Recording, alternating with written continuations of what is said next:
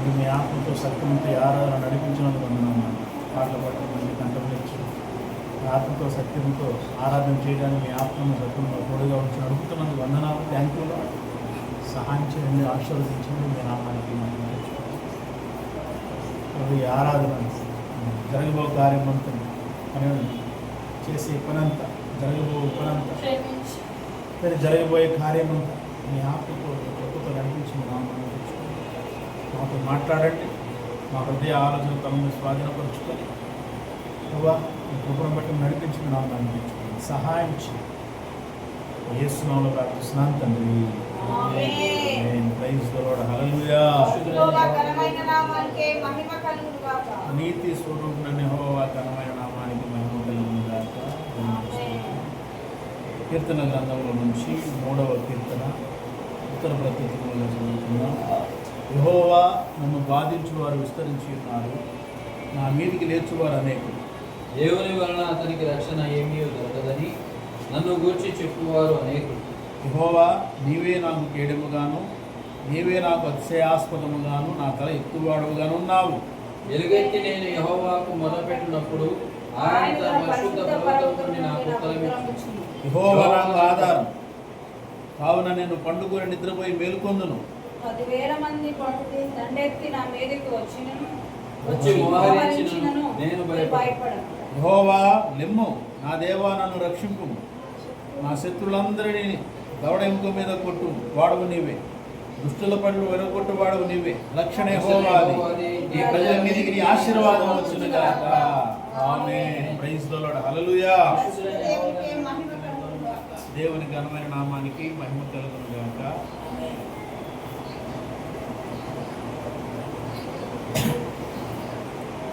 కీర్తనాకారుడు అయినటువంటి దావీదు అబ్షాలోము తన కుమారుని ఎదుట నుండి పారిపోయినప్పుడు దావీదు రచించిన కీర్తన ఇది. యెహోవా నన్ను బాధించువారు ఎంతో విస్తరించి ఉన్నారు, నా మీదికి లేచువారు అనేకులు.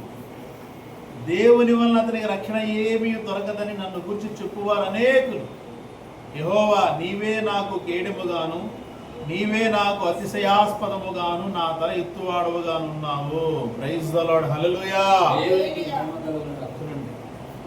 బాధల్లో ఉన్నప్పుడు, వేదనల్లో ఉన్నప్పుడు, కష్టాలు నష్టాలలో ఉన్నప్పుడు, ఇబ్బంది పెట్టేవారు చుట్టూ ఉన్నప్పుడు, బాధ పెట్టేవారు ప్రక్కన ఉన్నప్పుడు, ఇంకెలాంటి పరిస్థితుల్లోనైనా అప్పుడెప్పుడో దావీదు గారు రాసినటువంటి కీర్తన ఈరోజు కూడా అలాంటి పరిస్థితుల్లో దేవుని యొక్క కృపను బట్టి సహాయముగా ఉంటుంది. Praise the Lord. హల్లెలూయా. అంటే ఆయన సన్నిధిలో ఉండాలి. మనం ఆయన సన్నిధిలో, మనం బాధపడుతున్నాం బయట, కాబట్టి ఆయన సన్నిధికి వచ్చి ఆ బాధల విషయంలో ఆయన సన్నిధిలో చేతులు ఎత్తి ప్రార్థన చేయాల్సిన అవసరత మనకుంది. అంటాడు, నేను ఎలుగెత్తి ఏంటంట ఎలుగెత్తి నేను యెహోవాకు మొర్రపెట్టినప్పుడు ఆయన తన పరిశుద్ధ పర్వతమును ఉత్తరం ఇచ్చును. అనుభవించాలి మనము దేవుని యొక్క శక్తిని. ఎలాంటి క్లిష్ట పరిస్థితుల్లో, ఎలాంటి భయంకరమైన సిచ్యువేషన్లోనైనా తప్పనిసరిగా దేవుని యొక్క చిత్తమే మన జీవితంలో జరుగుతుంది. ఆ చిత్తం ఏంటో మనం ఆయన సన్నిధిలో ఉండాలి. ఆలోచన చేయాలి. మనం బాధలు పడే వాళ్ళ మధ్య, బాధలు పెట్టే వాళ్ళ మధ్య బాధపడుకుంటా ఉంటే ఉపయోగం ఏముంది? ఆలోచన చేయాలి. వివేచన కావాలి మనకి. ఆలోచన వివేచన లేకుండా క్రైస్తవ విశ్వాస జీవితాన్ని మనం కొనసాగించలేము. దేవుని ఆత్మవాక్య నడిపింపు లేకుండా క్రైస్తవ విశ్వాస జీవితాన్ని కొనసాగించలేము. ఎలుగెత్తి యెహోవాకు మొరపెట్టినప్పుడు ఆయన తన పరిశుద్ధ పర్వతము నుండి ఏం చేస్తాడు? ఆయన ఉత్తరం ఇస్తాడు. తన ప్రజల మీదకి ఆశీర్వాదం పంపే దేవుడు. మనం ఆరాధన చేసేది మన మీదకి ఆశీర్వాదాన్ని పంపే దేవుడిని ఆరాధన చేస్తున్నాం. మరి మనమే శోధనలోనికి వెళతాం, మనమే శోధింపబడతాం, మనమే అన్ని విధాలుగా బాధలు పడతాం. ఏదో మొక్కుబడిగా దేవా నువ్వు సహాయం చేయంటాము, అంతేగాని నాకు సహాయం కావాల్సిందని పట్టుకోవా ఆయన సన్నిధిలో కూర్చోందని. అందుకనే గోజాడు చేసేటటువంటి ప్రార్థన చేసేవాళ్ళు ఆ సమయంలో ఉంటారా? అటువంటి విశ్వాసం ఉంటుందా మనిషి కుమారుడు భూమి మీదకి వచ్చినప్పుడు?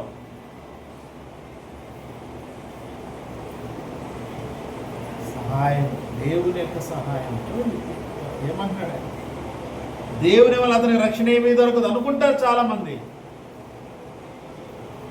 యేసుక్రీస్తు ప్రభు వారి శిలువ మీద ఉన్నప్పుడన్నా నీ తండ్రి కదా ఆయన, మరి నిన్ను రక్షిస్తాడేమో, దిగిరా, నువ్వు నిజంగా దేవుని కుమారుడు అయితే, ఆయన దేవుడు నీకు తోడుగా ఉంటే రా. మరి దిగొస్తే అందరూ గుండె చచ్చేవాళ్ళు, ఏంద్రా బాబు ఎలా వచ్చాడు, అది కాదు కదా దేవుని చిత్తం. ఇక్కడే చనిపోవాలా, సమాధి చేయబడాలా, తిరిగి 3వ దినాన లేవాలి, మరణానికి ఉన్న ముళ్ళును విరవాలి, అది కదా దేవుని చిత్తం. మరణం విజయ విహారం చేస్తుంది మరణం. మళ్ళీ దాని యొక్క అహంకారాన్ని అణచాలి కదా. మరణం అహంకారంతో విర్రవీగుతోంది, మరి దాన్ని విర్రవీగే తత్వాన్ని విడిచివేయాలి కదా. అందుకనే యేసుక్రీస్తు ప్రభు వారు శిలువ మీద మరణించి సమాధి చేయబడి 3వ దినాన్న మృత్యుంజయుడిగా, సమాధిని గెలిచిన వాడిగా, మరణంపై విజయంతో లేచాడు ఆయన. అందుకనే మరణమా నీ ముళ్ళు ఎక్కడ, మరణమా నీ విజయం ఎక్కడ, ఎక్కడుంది విజయం? కాబట్టి ఆలోచన చేయాలి. దేవుని సన్నిధిలో ఉన్నాం మనం, దేవుని సన్నిధిలో ఉన్నాం. మొండితనంతో ఎందుకు ఉండలేకపోతున్నాం? మొండితనంతో వేరే పనులు చేస్తున్నాము, వేరే ఆలోచనలు చేస్తున్నాం, కానీ మొండితనంతో దేవుని సన్నిధిలో ఎందుకు ఉండలేకపోతున్నాం? ఆ మొండితనం ఎందుకు రావట్లేదు? ఆలోచన చేయాలి. మన హృదయము దేనితో నింపబడింది? బాధతో, వేదనతో. ఆలోచన, పలు రకాలైనటువంటి విషయాలతో మన హృదయం నింపబడితే దేవునికి చోటిచ్చే సమయం ఏడుంటుంది? కాబట్టి ఎలుగెత్తి నేను యెహోవాకు మొరపెట్టినప్పుడు ఆయన తన పరిశుద్ధాలయము నుండి నాకు ఉత్తరం ఇచ్చును. యెహోవా నాకు ఆధారం. చెప్పండి ఒక్క మాట చెబుతా, మాటలు మాత్రం. దేవుడే నాకు ఆధారం. దేవుడు అద్భుతాలు చేశాడు నా జీవితంలో. మరి ఇప్పుడున్న పరిస్థితులు అద్భుతాన్ని ఎందుకు చూడట్లా? మొద్దుబారిపోయిందా గుండె మొద్దుబారిపోయిందా? కఠినమైపోయిందా? దేవుని కోసం, దేవుని సన్నిధిలో ఉండాల్సిన హృదయం కఠినమైపోయిందా? దేవుని సన్నిధిలో ఉండకుండా ఆలోచించాలి. వివేచనతో మనము ఆలోచన చేయాలి, నిర్ణయం తీసుకోవాలి. విషయాలన్నీ, ఆలోచనలన్నింటినీ మనము అలా గాలికి వదిలేసి మనంతటా మనం ఉండి ప్రభు సహాయం చేయాలని చెప్పి ఏదో మొక్కుబడిగా అనుకుంటే ఉపయోగం లేదు కదా. ప్రభు సహాయం కోసం ప్రాకులాడాలి కదా. ప్రభు సహాయం కోసం, తండ్రి అయిన దేవుని సహాయం కోసం ప్రాకులాడాలి కదా. అద్భుతం చేసే దేవుడు అద్భుతం చేయడా? ఈ కాలంలో అద్భుతాలు జరుగుతున్నాయి. దాన్ని చూడాలని అనుకోవటమే మనకు రావట్లేదు. దాన్ని అనుభవించాలని మనం అనుకోలేకపోతున్నాం. చూడండి, నేను పండుకొని నిద్రపోయి మేలుకొందును, 10,000 మంది దండించి నా మీదకి వచ్చి మోహరించి నేను భయపడ్డాను. చూడండి, ఎలాంటి మాటలతో ప్రభు మనల్ని హెచ్చరిస్తున్నాడు. ప్రైజ్ ది లార్డ్, హల్లెలూయా. ప్రభు మనల్ని హెచ్చరిస్తున్నాడు. తండ్రి అయిన దేవుడు మనల్ని తన ఆత్మతో హెచ్చరిస్తున్నాడు. యెహోవా లెమ్ము, నా దేవ నన్ను రక్షింపు. నా శత్రులందరినీ దవడ ఎముక మీద కొట్టువాడవు నీవే, దుష్టుల పళ్ళు విరగొట్టువాడవు నీవే. రక్షణ యెహోవాది, నీ ప్రజల మీదకి నీ ఆశీర్వాదం వచ్చునుగాక. ఆయన ఆశీర్వాదం తన ప్రజల మీద ఉంది, మన మీద ఆయన ఆశీర్వాదం ఉంది. ఏది అంటే అనుభవించేటటువంటి తత్వం వల్ల ఏది? ఆయన సన్నిధిలో ఉండి ఆశీర్వాదం పొందుకోవాలని ఆలోచన ఏది? ఆయన సన్నిధిలో ఉండి నేను దీవింపబడాలి, ఇప్పుడున్నటువంటి బాధల నుంచి, ఇప్పుడున్న పరిస్థితుల నుంచి నేను విడుదల కావాలనే ఒక పట్టుదల ఏది? పౌలు గారు అంటాడు కదా, ఆత్మతో నింపబడినాడు. ప్రార్థన ఎందు పట్టుదల గలవారై ఉండుడి. దేని విధంగా? ప్రార్థనల యందు పట్టుదల. చాలా జాగ్రత్తగా ఉండాలి. మనలో ఏం జరుగుతుంది, ఏంటి, మనల్ని ఎవరు ఏం చేస్తున్నారు చుట్టూతా ఉండి ఆలోచన చేయాలి. ఒక నిర్ణయము ప్రభు సన్నిధిలో తీసుకోవాలి. ప్రభు ఆత్మ నడిపింపుని బట్టి తీసుకోవాలి. ఇలా మాట్లాడుతున్నాం కదా ఇప్పుడు. ఇదంతా అయిపోయి బయటికి వెళ్ళగానే ఎవరో ఒకళ్ళు మాట్లాడటం ప్రారంభిస్తారు. అర్థమైందా? ఏమని మాట్లాడటం ప్రారంభిస్తారు? నిన్ను కృంగజేయడానికి మాట్లాడటం ప్రారంభిస్తారు. ఇంత ఇదిగా మనం విని ఎస్ ఇలా ఉండాలి అని అనుకుంటాం. బయటికి వెళ్ళగానే ఎవడో ఒకడో కృంగజేసే మాటలు మాట్లాడతాడు. వెంటనే ఏమైపోతాం? ఇక్కడ తీసుకున్న విశ్వాసం అంతా పటాపంచలేకపోయి ఏదో ఒక తప్పు నిర్ణయం తీసేసుకుంటాం. జాగ్రత్త. ఎవరు మనల్ని ఏ విధంగా ప్రోత్సహిస్తున్నారు?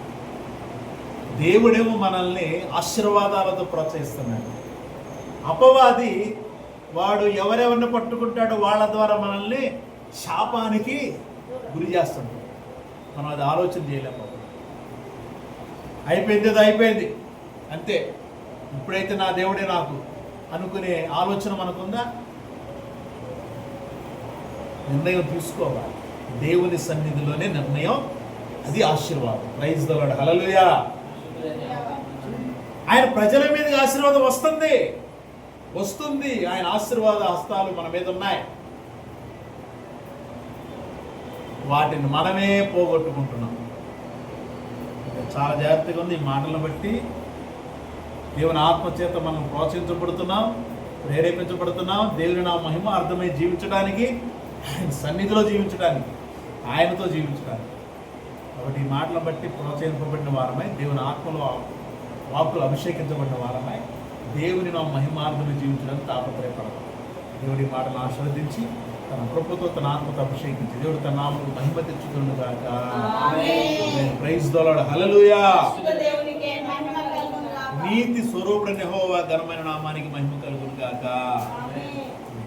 ఈ సమయాన్ని